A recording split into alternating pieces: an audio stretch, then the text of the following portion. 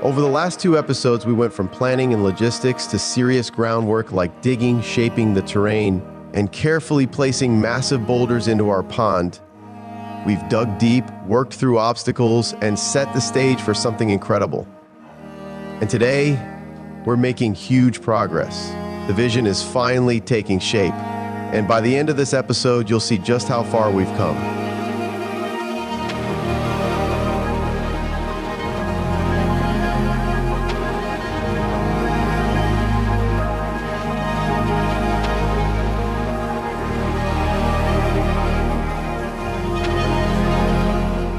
It's the morning of our second week here, and we're kicking things off with something new. Since this is a big project, we're stepping it up. Chris and I are going over a new style of lights that'll make this pond look incredible, especially at night. What I like about these, like these new ones, it's more of like a broadcast light. These, like the old ones are a spotlight. Yeah. And, it gets like that beam in the water look. These are gonna be nice because they'll really illuminate, and we can use less of them. Like we used to have to use like probably 4 lights in here to do the same thing this thing's gonna do. Puts off a ton of light, but it gives it like that nice broad light. And it's a nicer light because when you're looking in the pond, it's not like shooting across. These are great for like the waterfalls. When we put these in the waterfalls, like highlighting that. Yeah. I love that, but the fact that we have these now, it's gonna change the way that the ponds look at night for sure. Well, they're what, 8 watts, right? But I think they're 8 watts. But I've seen them, in action just through demo phase, and then they replace multiple lights. Yeah, I just saw them in a pond when I was out in Chicago, and he had 3 lights in a pond I normally have like 6 or 7 lights in. Yeah. And it was just such a nice glow. So I'm excited to use these. This is gonna be super cool. So we could strap these laser beams to the koi and then Some koi with some freaking laser beams. No, we'll still use those in the waterfall. I like the way those highlight things. uplight and everything. But we're gonna go with these in the pond. So we're gonna get those 2 in here. We got a fish cave going here. The bottom is pretty much done. We're ready for gravel. Yeah, just trim up some fabric. We got an aerator over here, right? So we'll make sure we get that diffuser in. It's probably good not to have it in there right now, just with everybody stepping. Such a cool feel with like this whole amphitheater of rocks behind us. I mean, that rock behind you is 3 feet over your head. I know, it's huge. That one was a bear yesterday. So game plan today is we're gonna get this all pulled back and cleaned up, get that sack out of here, reestablish that shelf. Yep. I think we can rock this whole thing in today, like get this all done. And we've gotta now keep in mind, we gotta frame out where this bridge is going. Yeah. And I have a rock up there that I really wanna use for at least this side of it. Do you? Yeah. But if we can get like cleaned up to here, we're not gonna dig the intake today because then we cut off access. Until they get approval for us to go over there, then we can do that. Okay. But if we can close up to that, we have the liner just folded up, get everything neatened up, and we'll sling them and bring them, man. Looks awesome.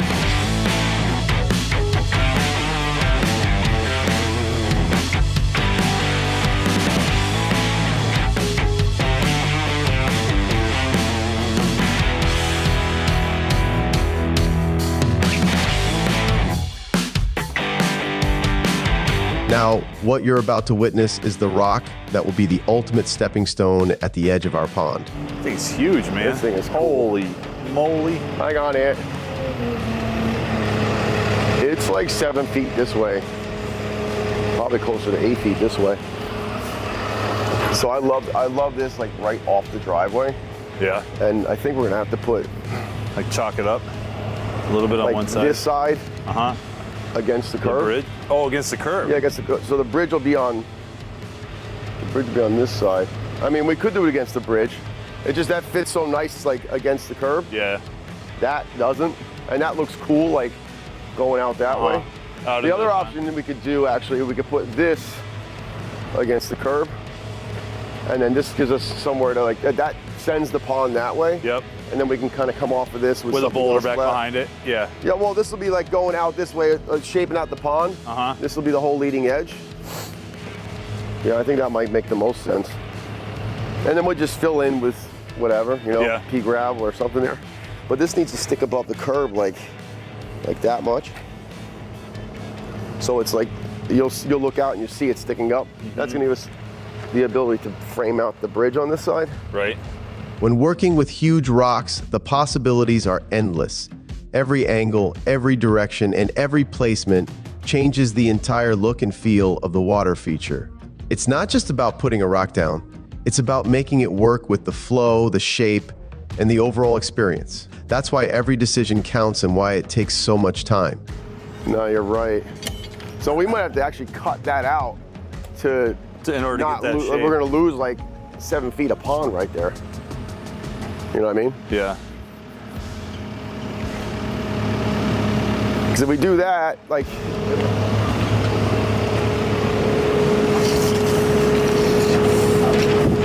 what if you had it on the other side of the bridge? it's gonna hang into the wetland. I don't want to cover that up. But we're 6 foot. Yeah, we'd be out over that thing that far. Huh? Lapping. I agree. I agree. I'm glad you're moving it this way. I'm excited about that. All right, let me come back here. We'll dig this up and we'll start with that. That's gonna set the tone.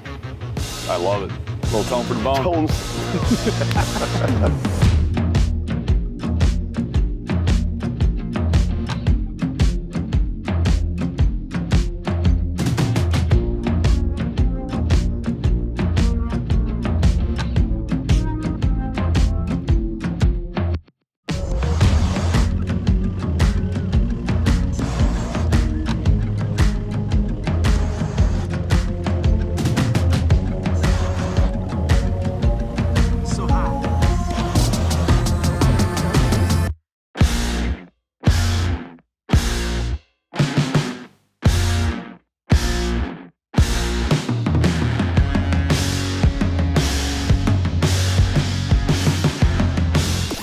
By the way, Anthony and Colby were celebrating their birthday that day. So everyone, wish them a happy birthday in the comments. Ready? Happy birthday to you.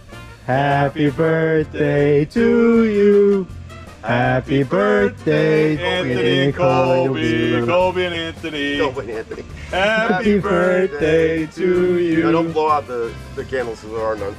Just spit all over the cupcakes. Yeah. All right, you guys grab your favorite. I don't know what we got here. Looks like chocolate and Looks like that might be like that looks like carrot. some Red Devil, some chocolate. Get you some, boys. What you want? I'm on Come on, this. boy. Happy birthday, fellas. Happy birthday, boys. Happy birthday. Thank you. Did you ever dream you get to work on your birthday? I do every year. Let's see what we got here. I'm gonna try the carrot. Show everybody how delicious it is. See what it Come on. Yeah, there it is. Right in the face. You gotta nom the whole thing in one shot. Oh, come on, that'd be perfect. Yeah. That's something. Let's see. Let's see. Like The bottom one's fine. Why are you so close?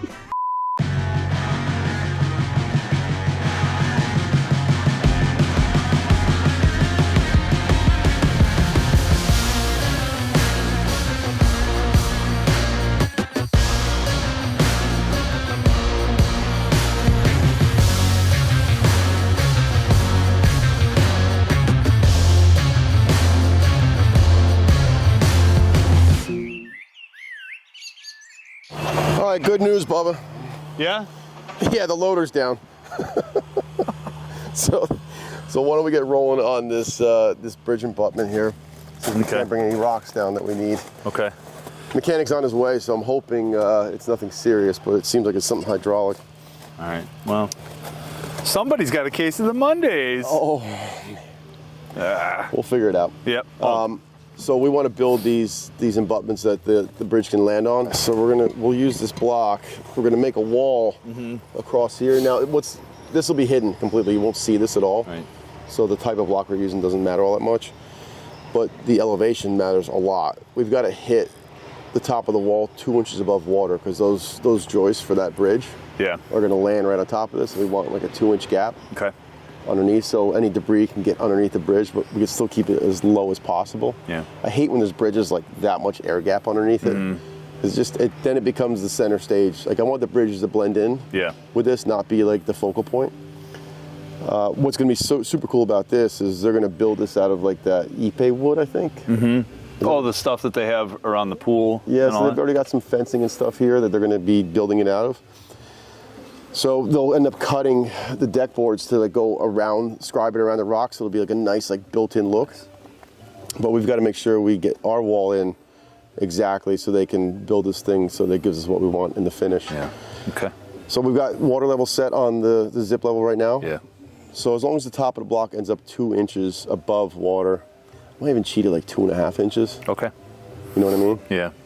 Just Well, give us a and then we little can bit kind of extra. work our way down and kind of figure out, because We got 6-inch blocks. So if we know we're let's say 2.5 above water there, then we can just see what our measurement is and kind of divide that out and decide where the base of the first block starts. Yeah. And then off the back of this, once this wall's in, we got to set another rock here, because that's what's going to start our staircase. Those sawn steppers. Yeah. We've got to go this way, so I want that first step to start like this.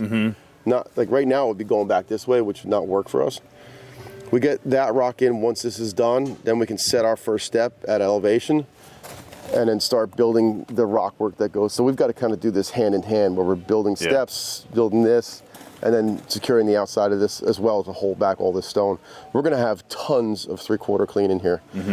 Underneath the steps, I want to go with the road fabric because it just kind of stabilizes the base. Yeah. We'll get this in, get our road fabric in, and get our elevation set for the step with that stone there. And hopefully by then we've got a loader back, then we can start finishing up this pond. But this week, I'd like to see this pond done, hopefully filled with water, and just leaves us these waterfalls to finish. Yeah. Okay.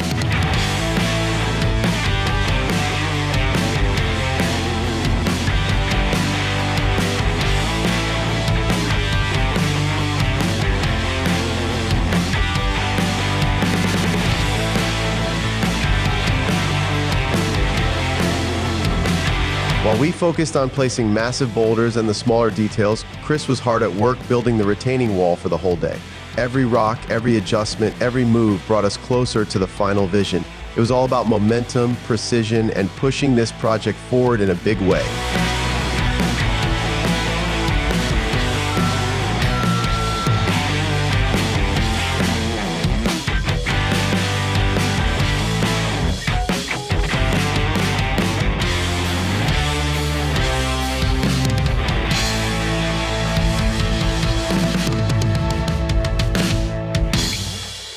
I'd like to see this rock work done today, you know?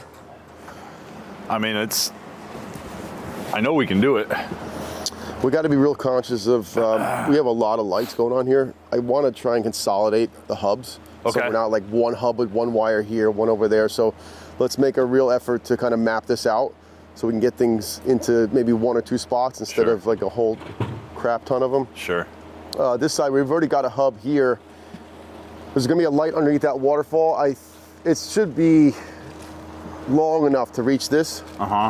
Because those 3 waters, we got 14 feet, I think, of wire to work with. That's gonna be close. But if we can get it into that hub right there, at least then we've got this whole bunch consolidated here, and that side we'll worry about going that way with it. Yeah, sure. One thing you have to watch out for with these conduits is being lower than a waterfall, like especially if we're outside the liner, because that water will travel right down that pipe and right out. So that's a good way to get a leak. Yep. We're in the pond, we'll be safe, because we're actually going to be setting these hubs in the pond, above pond level, but inside the liner. Yep.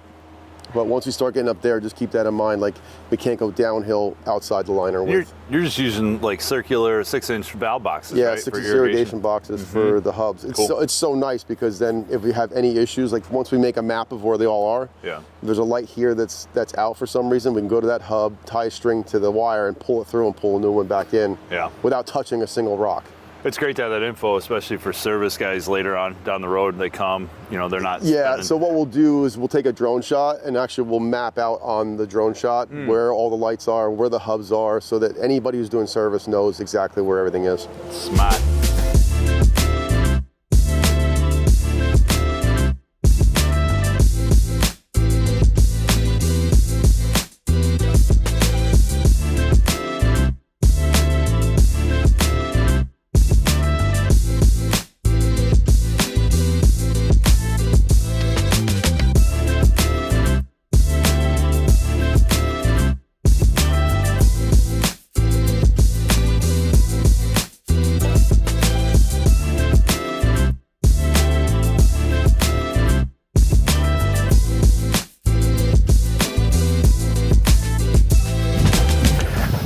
is looking really good.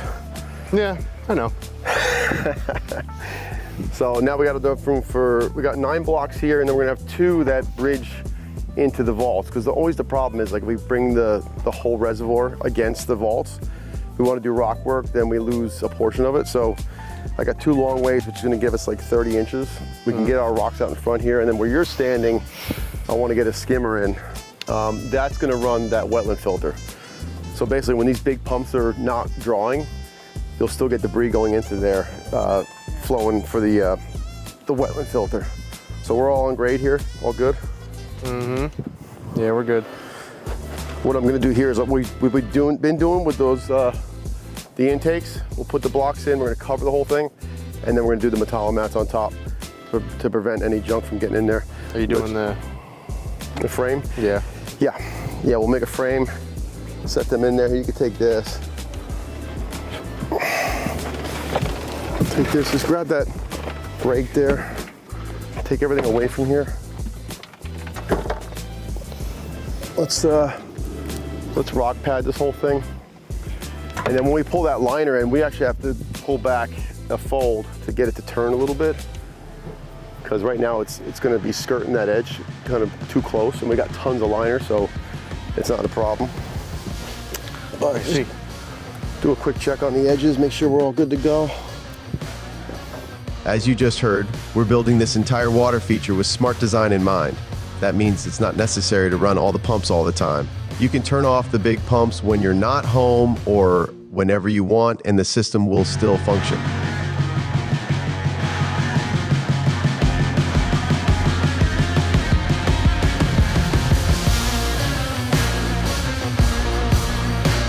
And this is where we're wrapping things up. The main elements are nearly complete, which means only a few small things left, like installing 28 steps, moving some massive boulders, and like finishing the main waterfall. But hey, that's for next time. Thanks for watching, and we'll see you soon.